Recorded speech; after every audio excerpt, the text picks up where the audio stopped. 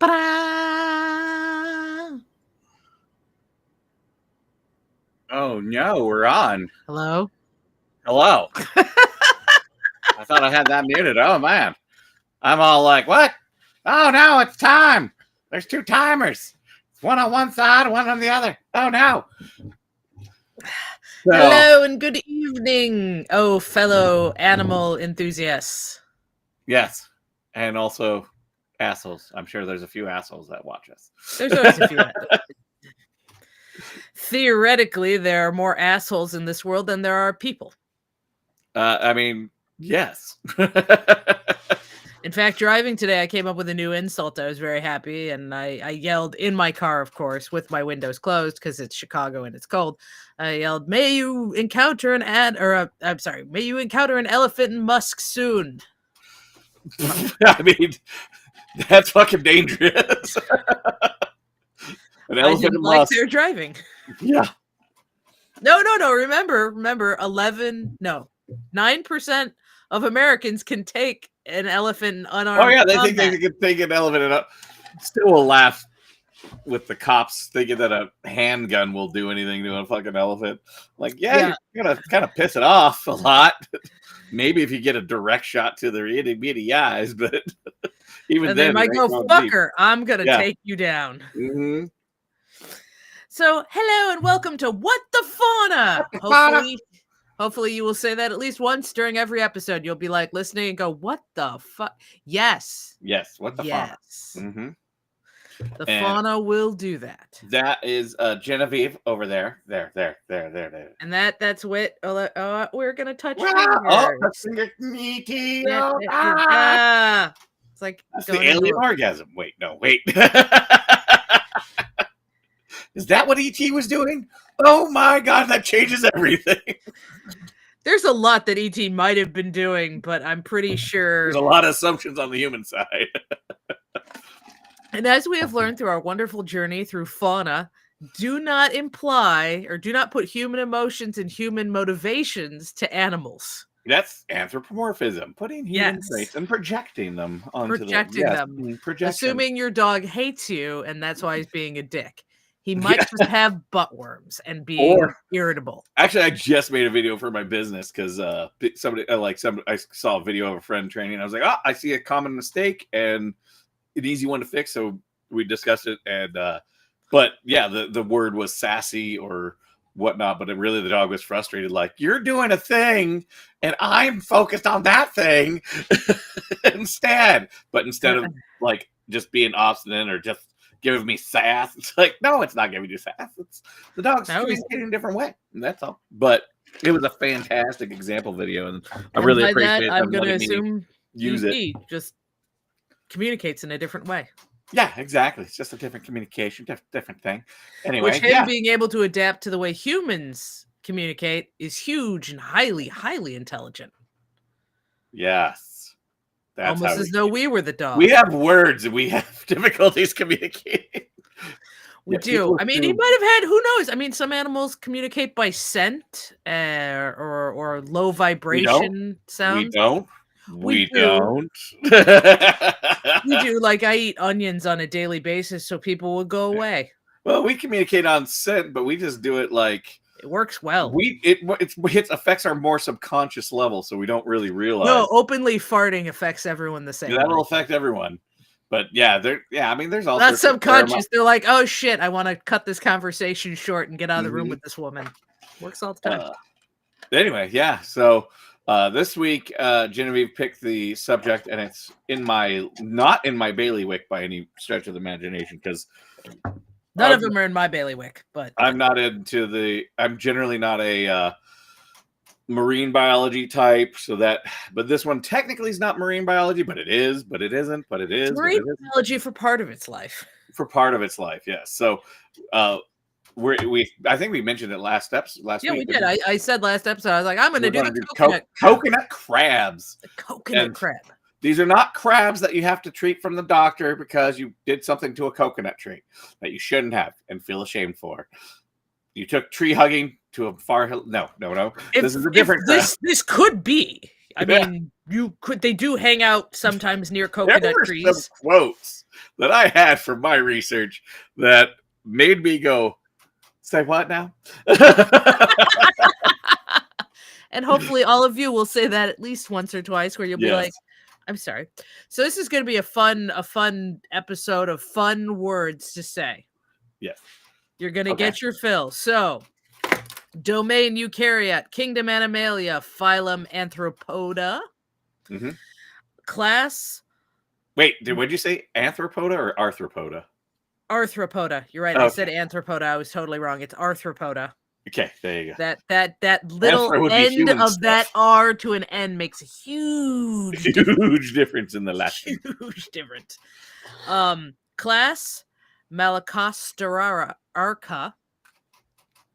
Order Decapoda. I can translate. I know the Decapoda. Okay, they've got 10 legs. Decapoda, 10. Yeah, okay. They might not use them all for walking, but they got 10 of them. Yes, that is true. 100%.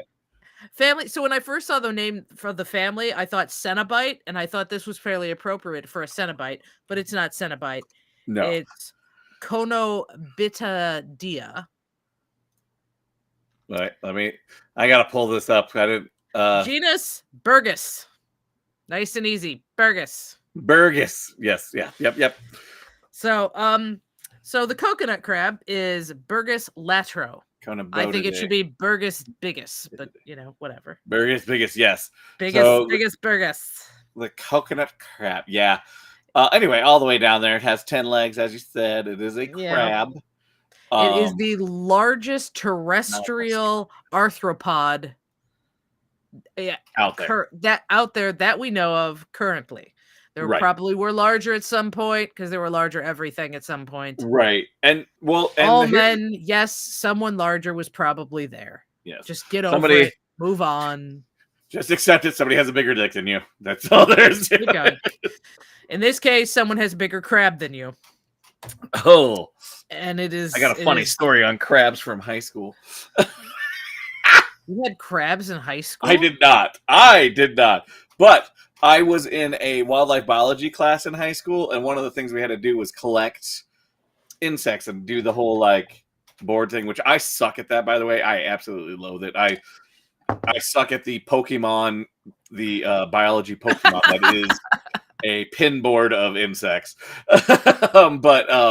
Anyway, the instructor was like, "What the fuck is this?" Because they had their insect board and they had a little pin with a very tiny insect on it. Somebody had human crabs on their fucking oh my god, on their fucking insect board. I found it in Mommy and Daddy's. And this wasn't even a college level. This was a fucking high school level wildlife biology thingy. Wildlife ecology class. 10 points to your instructor for knowing what it is. Oh no, he had to look it up because he's like, I've never seen that one show up on my list before. And he will never forget it now because now it's in his head.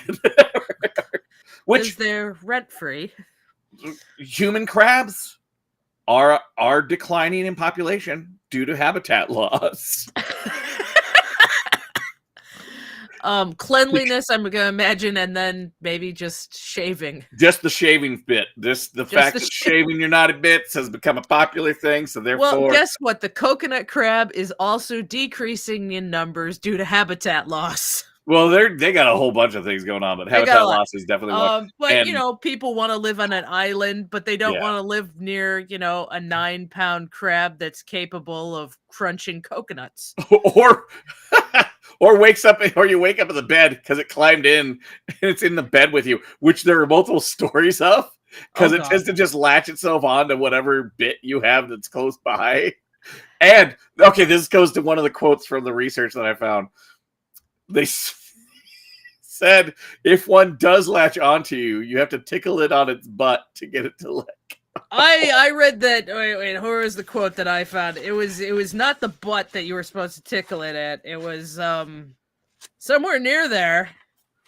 Yeah, it's Not quite basically. there. I'm pretty Yeah. sure what they mean is the abdominal region, but if somebody's going to assume where the butt is, they're going to It grab may that. be interesting to know that if such a dilemma, a gentle titillation of the under soft parts of the body with any light material will cause the crab to loosen its hold. Yes, yep. But my Said description was Dr. tickle its butt. Thomas Hale Streets. Yes, my description was tickle its butt, and it will. Yes, because they can hold on for prolonged periods of time too. Yeah, they're It's not like crabs. So crab pinchers are made to be like rubber bands. So they open up, and it actually takes more energy to open up than Like it an does for them alligator to mouth. like grab and latch down. It's the way Ah. that their muscles are designed. And this one I did not refine in my research. I remember this from 2 moons ago. It could only be 2 moons ago. That was college, right? That's right. Anyway, so Yes, not 2 decades. yeah, right. But yeah, so the way their muscles are set up, there's actually like more force, and it's actually easier to once they're shut to hold down than it is to open up. It actually takes more energy to open up than it does to So snap yeah, shut so they for them. can latch down on whatever part gets near Mhm. them and hold on for an exceptionally long period of time Yes. with quite a grip strength, I must say. So I might as well do it now. So the human jaw can Yep, bite got that one. down what? 1,000 to 1,300 newtons. Newtons of force. Yes, very good. Very good. How do you And know that? You just know that? Like that's just like part of because I your researched it and now it's in my head. Okay. I'm just And yeah. okay, cool. No, We I'm researched for it. I'm glad you're better. Yes, you're better for it, indeed. I have So to memorize these types of numbers for all my little like public lessons with the zoo, so they tend to stick there now better than they did in college. well, that's Um, great. yeah. Okay. So So anyway, these guys can their maximum force is about 3,300 newtons. I didn't see that. They did it with juveniles and found that their Was it 3,300? pinch force Oh, okay, was 3,300. So double. So basically double to triple a human.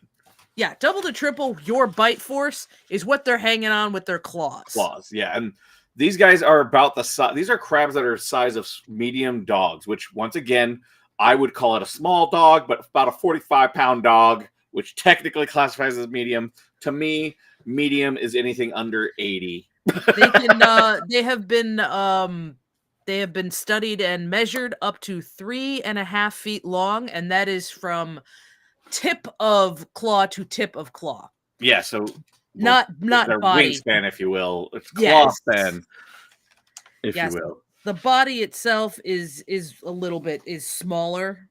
Right. You know, usually tip of claw, wingspan is Mhm. larger.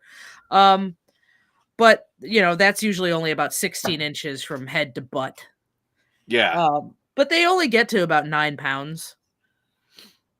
So, but Yeah. they're big. They're big. Yeah, They've and they got a have- lot of claws, and they're scary, and they're scaly. And One of the descriptions that said their strength to lift things up is equivalent of a 10-year-old child.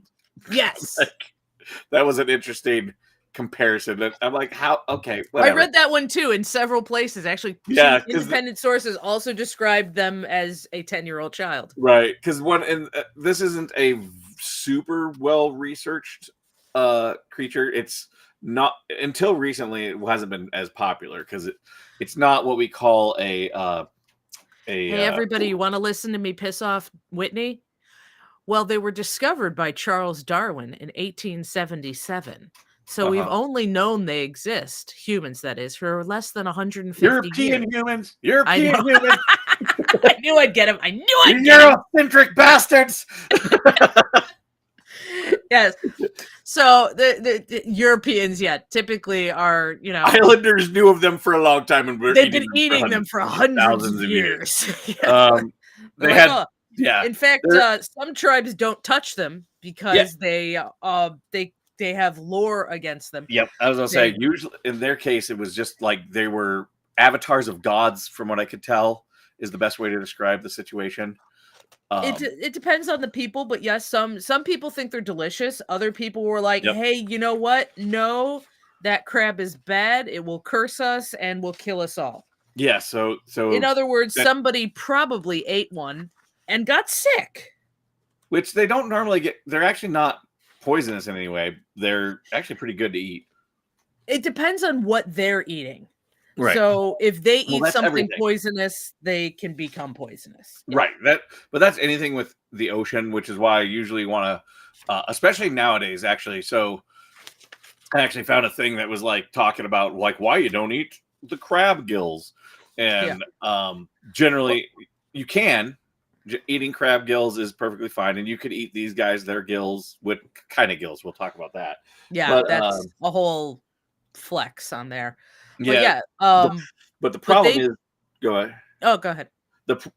Excuse me. The problem is the gills aren't just for like breathing. It's also like equivalent to like a kidney where it does the filtration. So all the toxins tend to concentrate in the gills. So nowadays, because we've poisoned the water system so much, it's actually dangerous to eat too much fish because of things like mercury poison and plastic, microplastics. Also, and at least like these that. guys, they try to maintain. They have gill lungs. We'll go into it. Yeah. But they try to keep them moist by Well, using what. anything, yes, all things that live on land that use those lung systems have to use moisture, which actually is the limiting factor why as they're about as big as they can get. Back in the day, insects and things and other arthropods could get bigger, but that was because the air moisture at that period of time was way more humid. And so with more water in the air, then they could act, then their gill systems and their various forms of breathing without an internal lung like we do per se can function better. Yeah. These but since guys, it's drier, they need that moisture. So they're splashing a lot of questionable water up there. Also, in one case, some coconut crabs, they're opportunists, so they'll eat just about anything. But there's a certain they are particular to sea mangoes, which are heavily poisonous to humans. Oh, okay. So you'll find some you go. coconut crabs that really digging on them. They've got access to them. They'll eat Which a lot has of to do them. with knowing where you harvest the food, because that's where, in general, fish, like you don't want to get them out of certain areas if the water area in that area is high in mercury. Of course, nowadays it's just Well, sea mangoes, it's a coastal tree. It's got extremely strong poison for humans. Yep. So you don't want to get anything from that general region. No bueno. With them. And these guys are related to hermit crabs, which are also terrestrial crabs. They are the only species in their genus alive, though, currently. But otherwise, in their genus, yes. In their genus, yes, they're in the family, the same family as hermit crabs. Yeah, Conobitidae. Those cute little guys that are like running around in a pet store, just waiting for some child to choose it, and then just let it neglect and die. Yep, that's pretty much how most pets from pet stores end up. Please research and actually care for it properly. Most people, and we're not saying that the people at the pet store will lie to you willingly, but I'm not saying that they will willingly lie to you, but they don't know what they're talking about. I will say that they will willingly lie to you. They will claim they know shit that they do not know. It depends on the pet store. Know the person. There's so many I've run into, and I'm like, that's flat out lies. Like, it's like not only is that like they will tell people that tortoises only get certain size, and they know that's a fact that's wrong, or a snake or whatever. In fact, that's how the zoo that I was at, that's how they got their tortoises, because the pet store told them that the sulcatas specifically would only get to be about, they said they would only get to be about 3 pounds. Sulcatas are prolific breeders and can produce more babies a year than almost any other tortoise. Yeah, in a captive situation, they're pretty. In a captive, they're pretty groovy about that. So they tend to be pretty cheap. Yep. And they can get rid of them quick, and they just tell you. So anyway, the zoo ended up with them because the family was like, "We can't handle this walking coffee it's table." Now like it was 20 pounds at that time, and they're like, "This is way bigger than the 3 that they claimed." And I've got a 20-pounder, and he ain't nearly as big as he's gonna get. These guys ended up way bigger than that. They were like 40 and 50 eventually, but anyway. Yeah.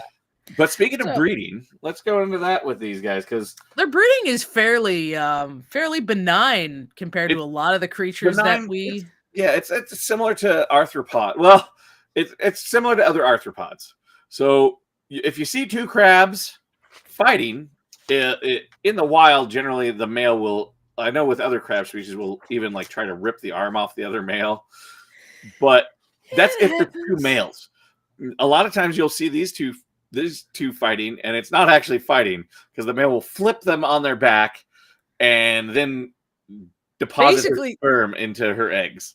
yeah, basically he's trying to like put his spermiophores and deposit a mass of it onto her abdomen.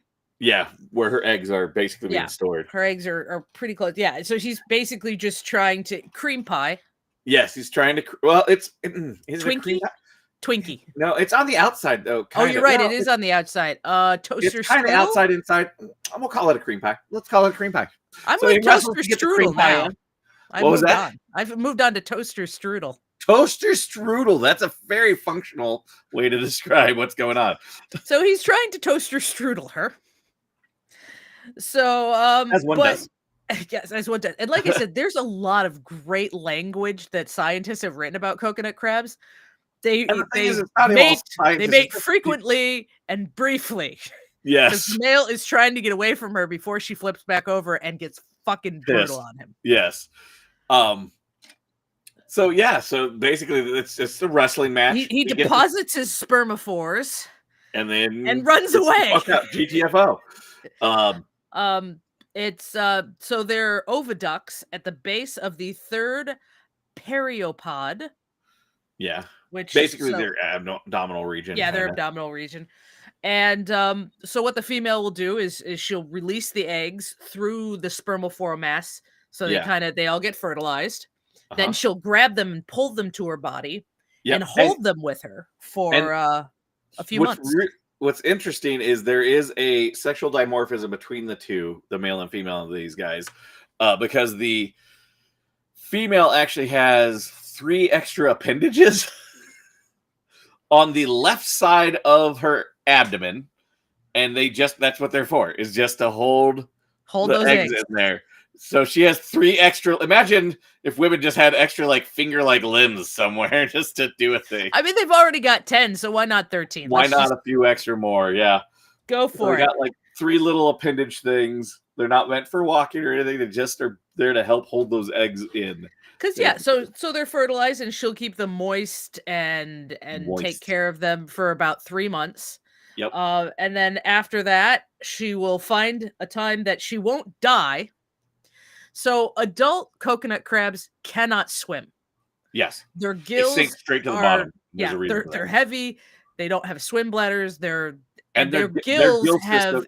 atrophied, morphed. We'll talk about it. No, Have they're changed. technically they're in a sense they're lungs, because the main Kind of, difference yeah. between a gill and a lung is does it use air or does it use water? So they can't really breathe underwater for very long. Like they got maybe an hour and then they're done. Well, and that's not breathing underwater. What that is It's- just they don't use enough oxygen, so ah they don't. We are warm blooded, so therefore we go Use a through lot of our oxygen. reserves really fast. And there might be some permeableness of the air from there, but not enough. but not enough. Yeah. So what they have to do is they have to get close enough to the water to lay the eggs in the water, and then let it. but not pulled get out. close enough to the water that they get swept away. Because if Yeah, they get swept away, like Whitney said, they will sink and just Yeah, game and over, basically man. They're trying to utilize that high tide, low tide situation. yeah, they usually do it at night during very high tide so that Yeah. hopefully they will not get swept away because they They want don't the get- babies. The babies hopefully the eggs will hatch, Yep. get swept into some other, like usually they want to get them swept into like some algae or something that will kind of pseudo protect them because Yeah. they're fish bait at First this point. month or so, is it 1 month that they're basically plankton? They're just floating in the water. Yes. Yeah. Yes. So about a month they're floating in the water. They're just plankton. She deposits about 50 to 200,000, 50,000 to 200,000 of these eggs. So they're going by numbers, not for care. They're not nurturing. There's maybe I think 1 in 1,000 out of that will make it to the next stage. Yeah. So they're bottom of the food chain here. A lot of crabs are. At this phase of their life, they're bottom of the food chain. So the larvae float in the ocean for another 3 to 4 weeks in this kind of plankton stage. before they actually till the larva passes into the next stage, and they start to molt and grow Well, bigger. actually, yeah. So it's larvae there, and then they fall down to the ground, and they molt on the ground or on the ocean floor, not ground. The ocean floor, yes. They And then settle to the bottom, and as soon as they settle the bottom, they go around looking for a suitable size gastropod shell that has been. So at this left. phase, they're living, and actually, from what I can tell, hermit crabs have a similar life cycle: aquatic, land-based, and but yeah, that's when these guys are finding those shells. Yeah, and they they'll find the molt. shell, they move in, and then they start the arduous process of growing, finding a bigger shell, and slowly working their way back to Towards the land. land. Yep. They go towards land. And even when they're on land, they'll actually have, I think the number of molts was all over the place. So that basically just, they have a number of molts. There's an absolutely adorable phase where they're pretty much too big for a hermit crab shell or most gastropod shells, but they're not quite big enough yet to have their outer shell fully harden. Yes. So they will wear parts of coconuts. Yes, they'll find whatever, which you can also find pictures of these guys and other. But that's not why they're called coconut crabs. No, but you'll find them and also with trash nowadays. So you've seen a bunch with like tin cans on them and stuff like that. Because what they're trying to do is their softest bit is that abdominal area in the back, that back butt kind of region. And they're trying to protect themselves from everything, including their parents. Yes, including the adult coconut crabs, and also those that shell. They need to protect that back bit because that's the softest bit, which is why hermit crabs actually have it their entire life in there, because that's also where their lungs are. That's where that important bit is, and it's called a branchiostegial lung, which really is kind of a weird way. Go for it. So they're born, they've got their gills, and they're cool and grooving in the water. When they're adults, as they get terrestrial, go internal to an extent in that abdominal region, but there's like hole slits in the abdomen from what I could see. And then basically they need to keep that area moist, so that's the problem with gills. Moist. So actually anything that allows for permeability of air to occur, so far we've found in nature, it always needs water. Our lungs are moist, and inside of us, we keep them nice and moist with our bodily fluids. Trust me, if your lung comes out of your body and dries out, it's not useful. No, it's not useful at all. So you need that. You can't use it anymore. Keep them inside moist. Yeah, and since these guys have their gills more towards the outside, try to keep holes away from your abdomen as well, which would allow your lungs to dry out. That's also not good for them. Well, except ours is more in the chest area than the abdominal. Whatever. Region. Yeah, you know what I mean. Try to avoid getting your lungs dry. Right. Don't let your lungs get dry. This is an important message for all of the children who shouldn't be fucking listening. It's why tuberculosis is a bad thing, which apparently there's starting to be an outbreak of that because people aren't doing what now? Vaccinating? Yes. I say fuck them and let them die. But unfortunately, they're killing people who are immune deficient and other people who don't have a choice. But otherwise, if you want to kill yourself, I'm fine with that. Just don't take other people with you. Yeah. So these guys, so they have to keep that area moist. So what they do is they will that's why they also keep the shell there. As they age, though, that they don't need to have that shell, because unlike hermit crabs, their carapace will harden like the rest of the crab solid armor. They still have little slits though, that will allow for that air to go in and out. And those are the slits that they're kind of trying to keep moist. They find puddles. Right. They usually will use their back legs to either water, but they've got their 10th legs. Their 9 and 10 are specifically designed to splash water up there and keep it moist. Keep it moist, which is why they're always going to be on an island, which also is why you're not going to get things this big in the arthropod family, not in the tropical regions. And these guys, actually, I was looking at where they're found on the IUCN little map, which for those... Can I say Zanzibar? I just want to say Zanzibar a bunch of times. Like I said, this would be the... They're a lot in Zanzibar. or they can go as far west as Zanzibar, but usually the Gambier Islands, the Pitcairn Islands, the Carolina Islands. Yes. And once again, for people wondering, IUCN stands for the International Union of Conservation of Nature, which is a international governing body trying to keep track of all the scientific information we have on all the species, where I usually start my research, either them or CITES, CITES, which is like I can't good remember. Sciencey type stuff. So if you find an island that has a coconut palm on it, there's a good chance that you could find a coconut crab.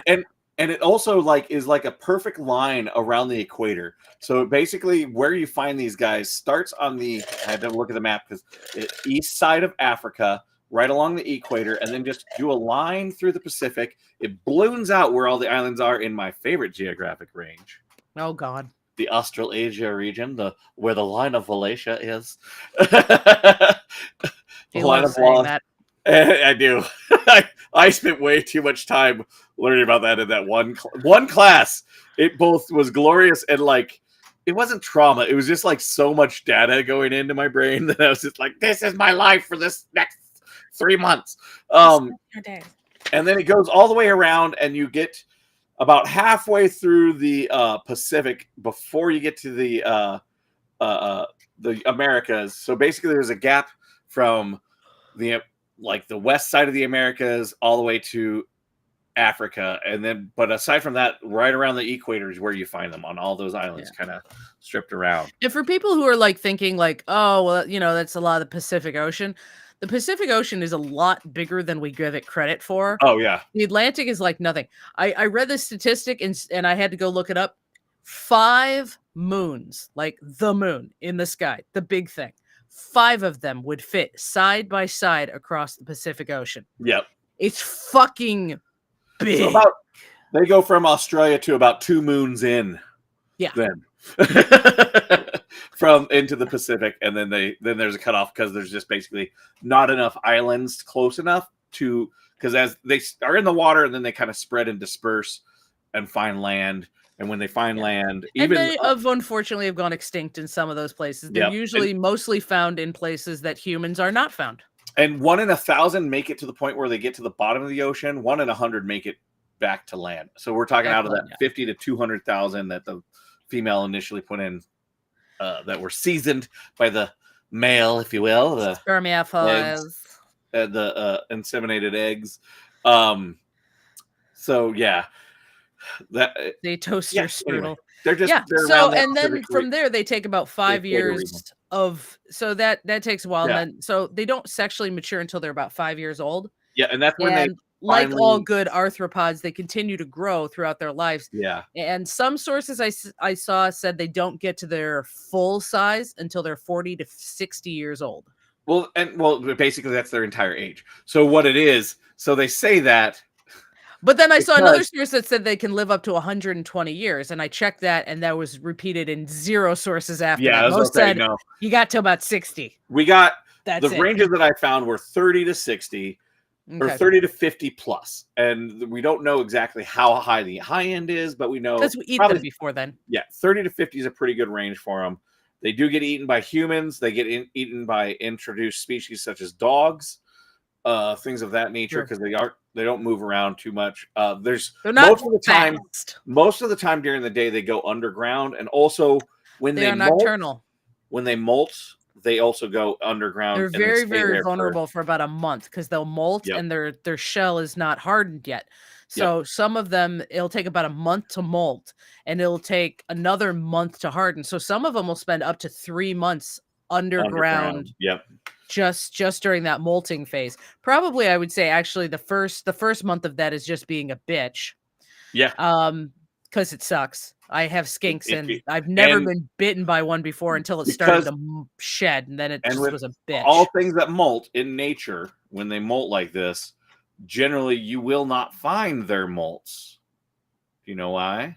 They eat them. They eat them. Because why? Yeah, because it'd be like if every time we shed, we're like, nah, nah, nah, nah, nah. No, it's even worse though, because the females will actually, after they release the eggs, there's an egg case that the eggs were all kept in. She goes and eats that too. I mean, think of how many animals eat the placenta. That's true. That's totally true. It's the equivalent of the placenta, kind of. Yeah, there's too much nutrients in there to just let it to waste it. go to waste. So, and especially these guys, they need a lot of those like minerals and things to stay in to keep doing that hard shell. Yeah, because shells are not just made of nothing. They're so they want to maintain that as best they can. So they That's true. usually do that. But they are called and and we talked about how they're called. Did we talk about why they're actually called coconut crabs? No, we have not talked about that yet. We mentioned it, but we mentioned that sometimes they'll wear coconuts. Yeah. But also, so these guys, there's been a couple different things observed about them. Yeah. So what they will do is they like to eat coconuts. They eat fruits, coconuts, carrion. That'll come back. There's Remember lots that. of stuff in the coconut that they would want. That they do. Not just that fleshy stuff. So a coconut, we often as Americans see the cartoons and it's just the coconut with the 3 little spots up on a tree. Yep. That's actually not how the system works. Coconuts are in a fibrous husk. Yep. And that whole husk falls. That husk is what can float to other islands. Yep. The coconut itself, what we see a coconut as, and we go to the store and we buy one, is the nut. Yes. It's the nut inside that husk. So what these guys have been observed doing is usually ripened ones fall, as nature does. They'll rip that fibrous husk off with their big claws, and then they'll do one of 2 things from here. It has been observed them grabbing it and climbing up to about 33 feet up into a palm tree and dropping it. Yep. And then jumping after it. Usually they'll lower themselves down. A coconut crab supposedly can drop up to about 15 feet without hurting themselves. Right. And just because that hard shell. There's one island that actually most of them go underground. There was a couple islands that they find them on and they actually hide up in the tree. I think it's more because those islands don't have enough dirt to dig down. They can't burrow very well. That'd be my assumption. They prefer to burrow and come out at night, but if you can't, you can get the next. Yep. You go up. Honestly, aside from humans, nothing eats them. They tend to be top of the food chain. They're pretty big. Of their food chain, yeah. They're pretty big. Their shell's hard. They're not worth it for most animals to fight with. Yeah, that pincher, that 33,000 newtons of force in a pincher kind of sucks ass. They just grab that coconut and they just start digging at it and hitting it onto the ground and pinching it until it cracks. Actually, no. There's actually it's a finer or more precise than just that. So they have it pretty precise, but yes. So if they drop it, it'll crack. Otherwise, what they'll do is they actually line up where those 3 divots are. It looks like a bowling ball. Those 3 divots are actually a thinner part of the shell. And that is where the coconut plant itself will grow out of. Yeah. So they'll actually line up those 3 and just start hammering on the fucker. Yes. And okay, another reason you don't want to mess with these things, it can hammer through a coconut. Yes. It can Your and will. skull ain't that much stronger than a coconut. I'm still imagining waking up in bed next to one of these things. Like, right? Because they don't have a strong fear of humans. No. They don't. They're just like, it's any of these island species that evolved as the top of their food chain. They have no reason to be afraid of humans, they have no reason to fear. If something evolves with a fear of some other predator, then sure. But these guys don't. So germination pore. That's what the pores on the coconut are called. Germination. Germination. Pore. Yes, because that's where the But yeah. So no, they don't really have. They haven't been around humans for that long to have an innate instinct to get away from us, and their parents ain't teaching them shit. Go, my little babies, quick into the water before I drown and die. Yes. So I mean, they're cool. I would eat one. Then again, I would eat most things, which is what we've kind of learned from this podcast last week. I mean, which brings us back to those people who don't want to vaccinate. If you don't want to vaccinate and you're kind of an all-around naturalist and vegetarian and stuff, I got a grill. I mean, if I'm gonna eat someone, I might as well get like this close to the organic. Don't even start with me on that word. So what you're saying is there's regular Soylent Green and then there's organic Soylent Green. That's exactly what I'm saying. And given the choice, they're at a higher price just because of marketing. The one thing that's actually so we talked about their lung gills. The Yes. other cool thing is they actually it's considered a case of convergent evolution, which we all know is one of my Your favorites, favorite things. It happens all the which is time. when two things evolve the same adaptation but don't They're not related. genetically related at all. So they have the same use of smell as insects do. So when Right. we don't often think about things being able to smell in water, but they do. So on the antenna of a crab's are little sensory things that can smell, Yes. or not smell as in our sense of smell is just a chemical reaction Well, so is to theirs. particles clinging to the moisture in our nasal cavities, and Well, it's not that's clinging to no moisture. well, It's our clinging nasal cavities to have it's moisture, but clinging to nasal nerve tissue, yes, which is they have a the nerve exact tissue. same thing. Yeah. It's still a chemical reaction Yep. that's happening on their antennas. So they evolved the same as insects, a way to do that in air. Yes. Basically, and they're very good because they've got those independent two antennas. They're very good at sensing what direction things are in Yep. a That's 360 always why you type have manner. two. That's generally why two things are the bilateral symmetry thing does well when trying to sense stuff. Because otherwise, excuse me, if you only have one, you just lose an effect. Yeah. To figure out where it is exactly. Instead of one stronger than the other. So they've got a great sense of smell. So they like we said, they are, opportunists. They like their fruit and seeds and nuts and their Yeah, coconuts and generally stuff. they're herbivores. But they'll go for a Generally. higher calorie things like high carcasses. protein. And, yes. They're all about that. So yeah. All right. So we haven't even gotten to your favorite little fact yet. Oh, I'm gonna start. Are you ready for me to start? Yeah. All right. So now imagine you have been shipwrecked on a desert island. Not a desert island. I take that back. That's stupid. A On deserted island. Oh, A shit, deserted I island. it again.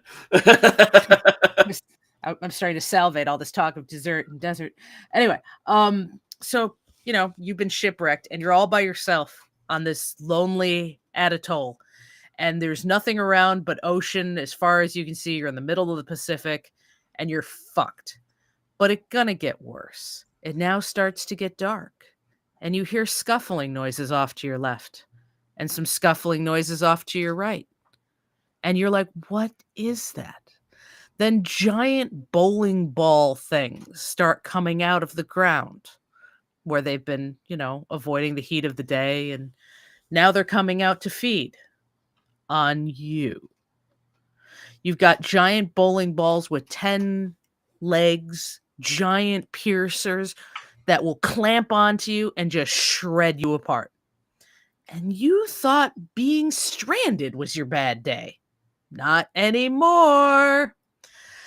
So, what happened to Amelia Earhart, you may ask? So, we all know that in 1937, Amelia Earhart and her navigator, nobody really remembers his name because no one cares. I care, though. It's Noonan. I care because I fucking care. Because but you forgot that we did nobody else cares. Amelia Earhart. Nobody else cares. Hometown in Kansas. I didn't remember. You know what? I remembered Fred Noonan, okay? Yes. So, in 1937, she was trying to be the first woman to circumnavigate the globe. And she was being fairly, circumnavigate all the way around. Yeah. I met some females that did some awesome stuff too. First to Antarctica. Or first to the South Pole. It was incredibly important at the time in the 1930s that she did this. It's not just, she wants to prove blah, blah, blah, blah. 1930s, women are still property, pretty much. Well, they're still considered. What was it? I'm trying to think. Actually, technically, the Civil Rights Act or the Civil Rights Amendment still, or not Civil Rights Amendment, but the Equal Rights Amendment still. Equal rights. I think that's coming in the 60s. No, the Equal Rights Amendment has never been passed. Oh, okay. So the technically, 60s is when were women allowed to vote? That was back in the 30s and 40s, I think. Okay. But technically, in the United States, women's rights are not enshrined in the Constitution to this day. Yay for us. Yeah. Biden just tried to pull a little thing to try to make it a big deal again to remind everybody, but because everybody was too scared and wetting themselves. Anyway, so in the 1930s, women were still kind of considered property. They were still actively being told on a daily basis that they weren't as intelligent as men. They were not as capable as men. They were pretty much just here to breed children. So the fact that you had a woman who was being supported and able to be this kind of adventurer was incredibly important to women everywhere. And, you know, at the beginning of this story, when I was thinking about it, I was like, oh, another person who's just famous because they're a chick. Yes, but no, it's more important than that. You're taking women who were, you know, women's suffrage was still a very heavy movement at this point. And she was an inspiring force. She inspired young women and gave representation to them all over the world. Anyway, so two men had already circumnavigated the globe in their airplanes. She had done many flights. She'd crossed the Pacific. She'd crossed the Atlantic. She did a bunch of other stuff. Solo stuff. Yeah. She was and pretty you also cool. have to realize back then, and even now, the amount of fuel to go around, like it's an endeavor. In one of those shitty little planes. Well, and what the men had done previously is they had taken shorter routes. Yep. Her route was actually sticking close to the equator as she could.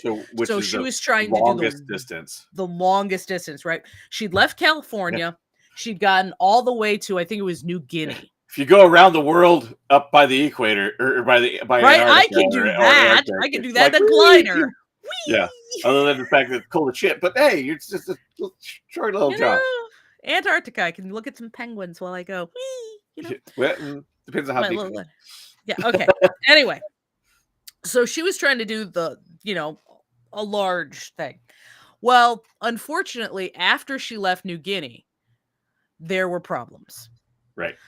She was trying to land on it was only a few square miles, an island, and she had the U.S. Navy was there with radios to help her and her navigator bring them in and everything. Unfortunately, there was a huge problem.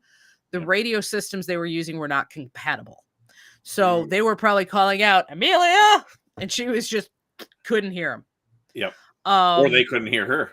They couldn't hear her, either one. So the spot she was trying to land on by star navigation, we don't have GPS at this time, star navigation and wind speed. Also, the winds were blowing higher than they thought were going to be. So her navigator was trying to navigate based on where he thought they were based on their speed, which was based on the wind speed.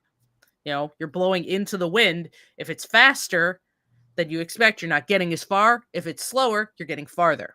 Yep. That plus stars, she ended up off course. Mm-hmm. She disappeared somewhere.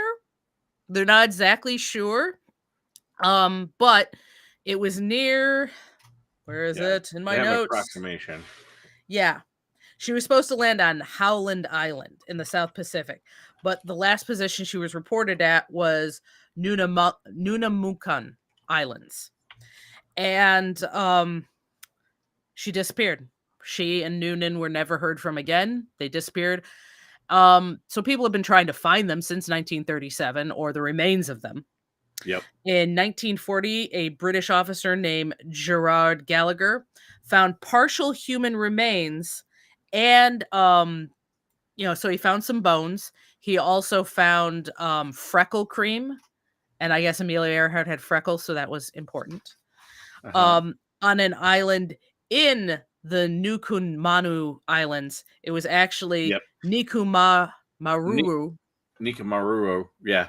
Island. Something like that. Don't out us on the pronunciation. Out her. Out me. I suck at it. I'm dyslexic. but if you out me, then you're picking on someone with a learning disability. So you bastards. You can't do that. You can't pick on my learning disability. I can't tell where the words or letters are supposed to be. But anyway, so they found the sole of a healed shoe, freckle cream, and some bones. And everybody's like, yep, that's it. But they didn't find her electroglider, her plane. Right. And you think If they found a shoe piece, they'd find the fucking plane. So, and then mysteriously, all the bones were lost.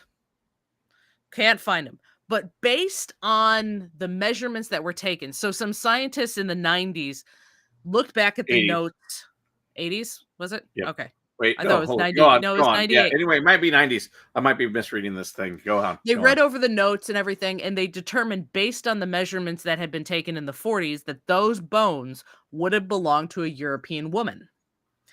Mhm. Now, the internet has kind of turned this whole Amelia Earhart eaten by coconut crabs, Oh. because there were a lot of coconut crabs on this island, Yes. have kind of turned this into a meme, but it was taken so seriously Oh. by the scientific community that there is a group that is called the shit. No, it's not called shit. TIGHAR. So the international, it's an aviation group that have been trying to figure out what happened to Amelia Earhart. They took this whole, I guess you would call these coincidences or something, all this circumstantial evidence so seriously that they went to the island and they put dead pigs on it and saw that if the coconut crabs would come out and tear them apart and drag bones around. Unfortunately, the coconut crabs did come out.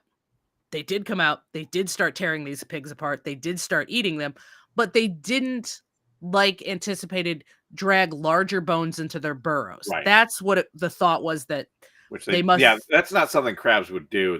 Because the thing is that they want. Well, that's why they're saying we didn't find any of the larger bones of Amelia Earhart, is because the coconut crabs dispersed them. Right, and here's the thing: the reason that falls on behavioral reasoning is, like, there's the way animals act in like a captive situation for wild. In that scenario, they still do have some predators, so they don't want to, and they are vulnerable when they go into their burrow, because that's where they also molt. So they don't want to track things. So you don't want to bring food and drag a scent trail to your home. You're not the only one who can smell a carcass rotting. Exactly. So why would they do? That's the thing. Like, people have this idea in their head because humans often, because we hoard things. So once again, that's anthropomorphizing. But in other animals, they don't want to. They behave differently in those scenarios. They think more about what's going on. Well, yeah, or they just, I wouldn't say think, but they, depending on the animal, they're just, they're just kind of, this is what we do. What we do. There's a reason they do it, because all the ones that did bring the carcasses back to their burrows got eaten. Well, so there's also another factor. Things that bring rotten flesh to their home end up getting sick and dying. Right. Yeah. So we're not the only ones susceptible to septics. Yes. So there's a whole bunch of reasons not to do that. But I just doing some quick research. Why they thought it wasn't her for a long time, though, is silly. Which also goes to, well, these are obviously men's bones. Are they? No, that's what they thought, because they used to believe that you could determine a male from female from their bones, which is why a lot of anthropology stuff is being thrown out the window now, because we just had this idea that, oh, this one has a sword, it's male. And they assume they could tell from the pelvic bones. Turns out they can't. And this one had freckle cream, so shouldn't it be a female? And apparently the research that proved that it is a woman, and it is like more lining up all the circumstantials, it was 2018. We only did the figure out because in 2018. Okay. Yeah, so basically, and it sucks these bones are lost. They're probably, I don't know, some weird collector somewhere's got them. But is it a chance that Amelia Earhart was eventually eaten by coconut crabs? Possibly. No, no remains of Fred Noonan have ever been found, but nobody really cares about him because he was just the navigator. I care though, Fred. I care. Oh, okay, never mind. And I see what they couldn't directly study the bones. No, because they were lost.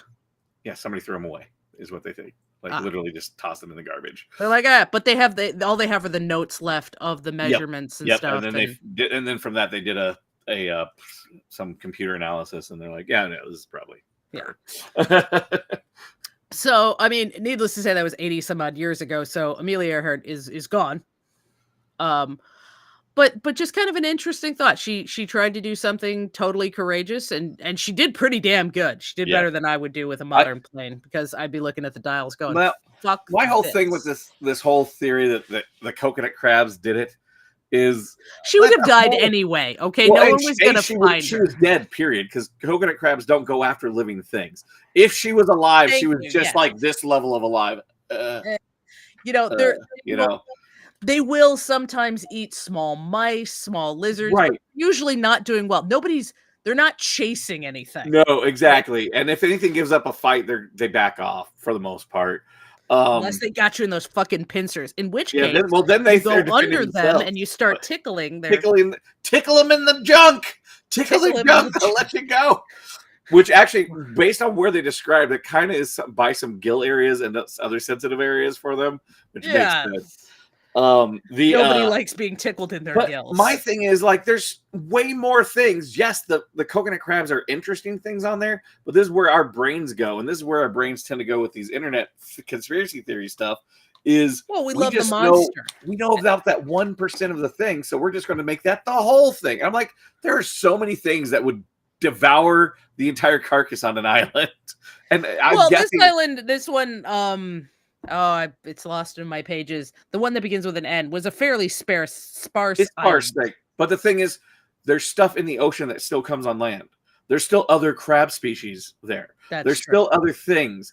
There's simple But bacteria. it's more fun to imagine the monstrous coconut Monstrous crabs consuming the flesh, exactly. Which is where that's my 3 whole thing. feet Like, long, I mean, 9 yes, were they pound part of it? Poland, Probably, but could have been. were they the whole story about why it's gone? No. There's And lots of things. I can probably list off about 10 very famous people who were probably eaten in some way, shape, or form by animals. It's just the circle of life. The circle of life, yeah. Yeah. Who knows? Yeah. But anyway, so really interesting decapods. Yeah. Which I have not sang my decapod song. Oh my god. Sing the decapod song. You can't expect a demigod to beat a decapod. 'Cause I'm shiny like a treasure from a sunken pirate wreck. Scrub the deck and make it look shiny. Hold up. Is this stop. Is this a trademark song? Because we can only do like a few seconds. Shit. Yeah, it's Disney. Okay, then stop. Then stop. Especially if it says, "Are you trying to get us sued?" But let's just say that a demigod can beat a decapod. I have to be a producer in this exact moment. I am the unpaid volunteer producer. Stop! We don't own the rights to that song. Stop! So imagine a giant decapod. But I just thought that was a fun one. Why not do? Is that the Moana one? Yeah, that's Moana. That's Moana. That's the. Yeah, I can't remember the name of the crab though. Yeah, but that's pisses me off because he's a giant demon crab, it is a giant demon crab because it's an avatar of a god, which also was one of these things because that is what it's all tying together. Oh, and by the way, just so we all know, coconut crab by some species is considered an aphrodisiac. Yeah. Oh, and I forgot the other name for these guys. We'll lose it. And I don't know why. I couldn't find why. This is another dick hard one. Fucking A. I couldn't find why, but they are also called robber crabs. Oh, yeah, because they'll steal anything to make a shell. Yeah. Okay. That's it. I had a feeling that was it, but I couldn't find the exact reason. Yeah. In fact, with the hermit crabs and stuff, if one's looking for a shell, they will attack and kill and eat the hermit crab and then steal its shell. So it's like someone coming to your house, murdering your whole family, and then living at your house. Yep. So once murdering and eating your family, and then back to the IUCN thing, because they are listed as vulnerable, which basically is one away from full endangered. They're on their way down, and they're going further down. The reasons are overhunting and introduced species such as dogs, pollutions, and of course, the number one that's hidden in a bunch of things. Climate change, because that changes the chemical makeup in the water, and it's actually making all gastropods and their shells having issues forming because when the It ocean also, I'm not sure if everyone knows this, the salination level. So salination level is the salination, amount of salt in salt water. yeah, When you have giant icebergs breaking off, they're not made of salt water. They're made of fresh water. When they correct. break off and melt, you are changing the salination level. Yep, and also you're changing the amount of carbon and whatnot of the chemical makeup of the oceans by changing it a degree or so. It causes this massive effect, which is why corals are starting to die off in mass because they are not able to absorb the calcium. You know what we need, they Whitney? need to. What? You know what would save us? The woolly mammoth being reintroduced into the permafrost. Jesus Christ! No! Stop bringing things in that died off long ago. No. This is the fucking cane toads all over. Cane toads in Australia all over again. How about Bad the idea. woolly rhino? Nope.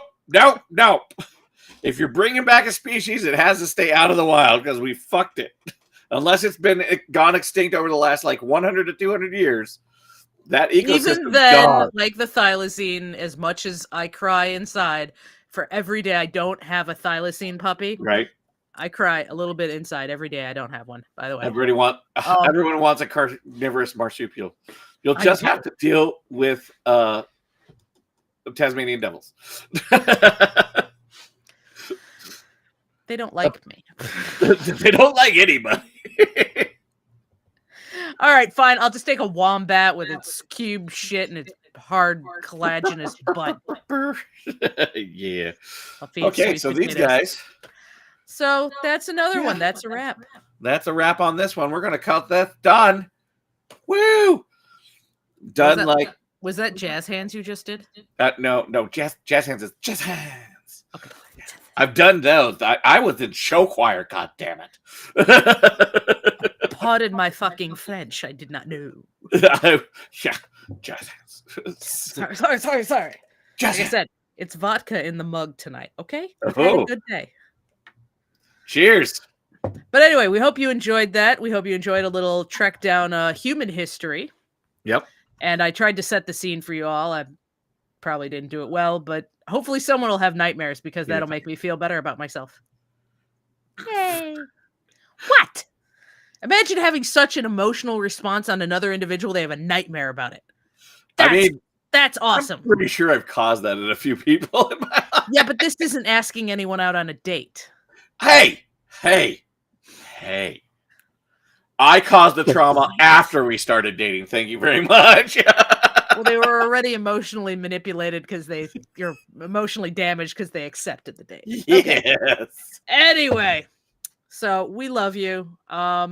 Whitney's choosing our topic next week. It'll probably be another horny animal because he likes horny animals. No, I don't know. I had an idea and now it's gone. I remembered it in a dream and then I forgot it in another dream. Fuck. That made no sense whatsoever.